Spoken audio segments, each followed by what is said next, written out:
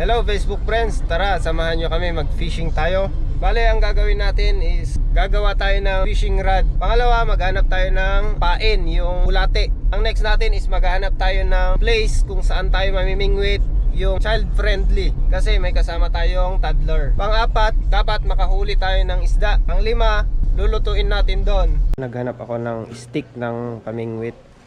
May nakita akong ganito, ang ganda. Meron tayo ditong 4 na hook, and then yung nylon.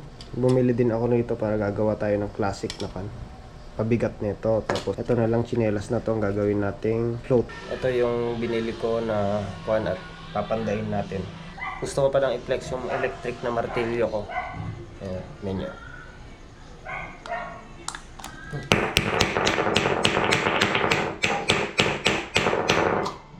so okay na yung fishing rod. Ang next nating hanapin is earthworm.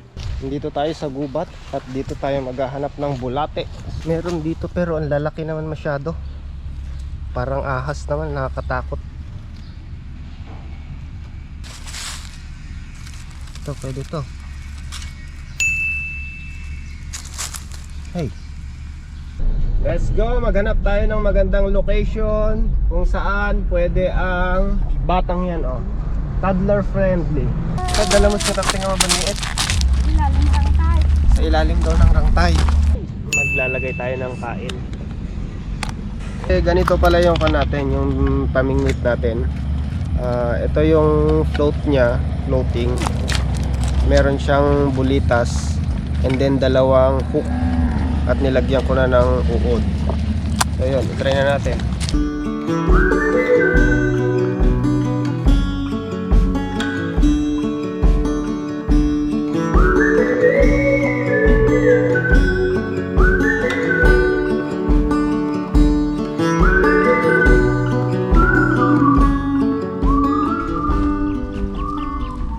Guys, wala talagang mahuli. Yung buntot lang ng bulate ang kinakain nila. Di naman tayo nandito para pakainin sila eh. Yan oh, talino nila. Mga bastos to mga isda dito. Loko yung mga isda dito. Lokohin nga din natin sila. Yan. Andyan yung mga isda oh.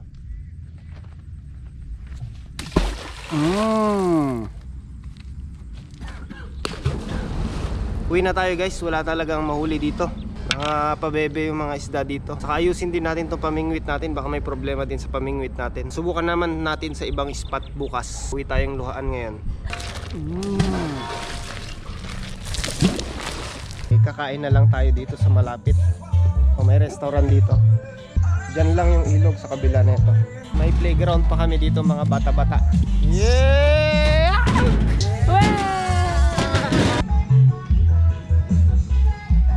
Ito na yung pagkain natin. Tapsilog.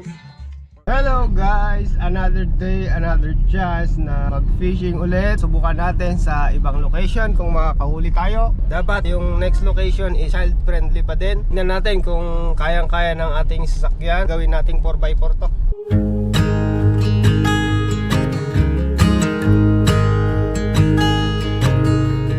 Oh my child, I know hurt and you can't let go. It's not your fault and you don't deserve all the bad and the hurt.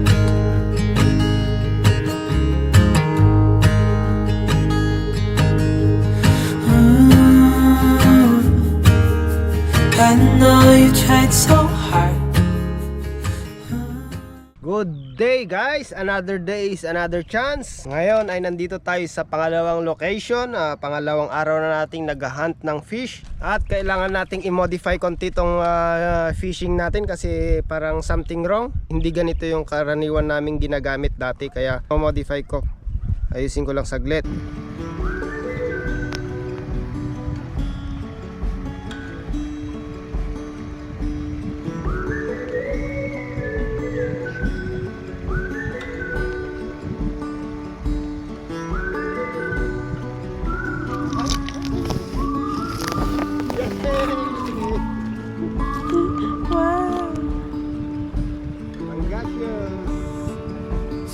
hard to see Iihawin na tayo.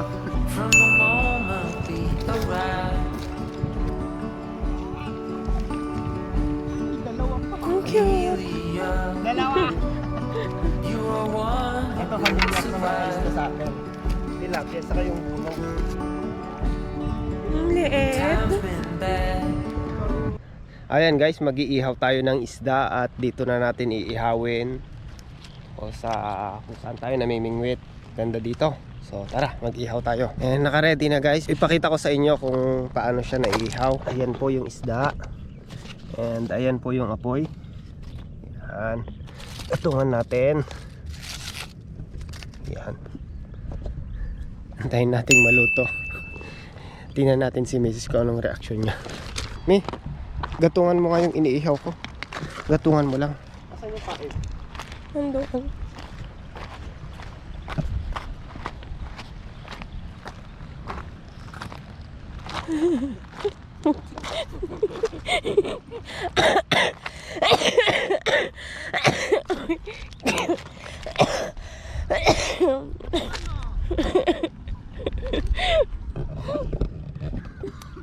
Wala ko pa na.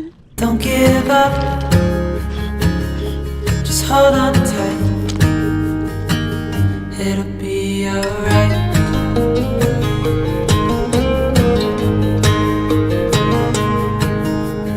All your life you've tried to be a good man inside. Did everything that you thought you should. Salamat sa panonood guys.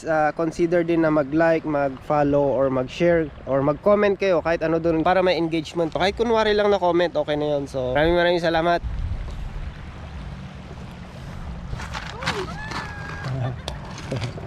Ayan, may nahabol pang nahuli si Mami oh. Yun oh. So pwede na atang pang ulam.